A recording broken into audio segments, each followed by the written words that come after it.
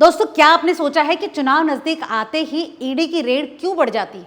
क्या ये सिर्फ कानून का मामला है या फिर राजनीति का सबसे बड़ा हथियार बन चुका है? दरअसल हाल में गोवा और दिल्ली में आप नेताओं और कार्यकर्ताओं के ठिकानों पर ईडी की रेड ने नया सियासी तूफान खड़ा कर दिया है। आपकी बड़ी नेता आतिशी ने सीधा आरोप लगाया है कि बीजेपी ईडी का इस्तेमाल करके आम आदमी पार्टी को डराने की कोशिश कर रही है। आतिशी ने साफ कहा, गोवा में जैसे जैसे आपकी पकड़ मजबूत हो रही है, वैसे ही वैसे बीजेपी ने अपना सबसे बड़ा हथियार ईडी को यहां भेज दिया। सुबह सुबह ईडी की टीम ने आप गोवा के को इंचार्ज दीपक सिंगला के घर पर छापा मारा। इतना ही नहीं, गोवा में कई आप वॉलंटियर्स के घरों पर भी सर्च ऑपरेशन चलाया गया।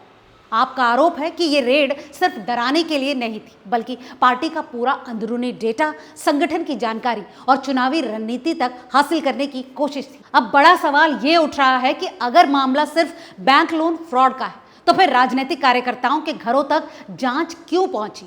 ईडी का कहना है कि दीपक सिंगला और कुछ अन्य लोगों के खिलाफ बैंक लोन फ्रॉड और मनी लॉन्ड्रिंग की जांच चल रही है। इसी सिलसिले में दिल्ली और गोवा के कई ठिकानों पर छापेमारी की गई, लेकिन विपक्ष का दावा कुछ और है।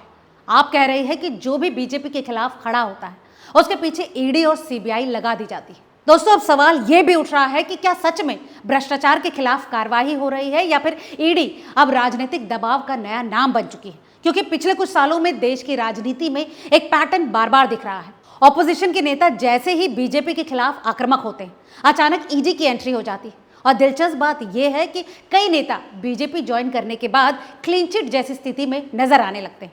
तो क्या ईडी की कार्यवाही पूरी तरह से निष्पक्ष है या फिर यह भी सिर्फ चुनावी रणनीति का हिस्सा बनते जा रही है? आप क्या सोचते हैं?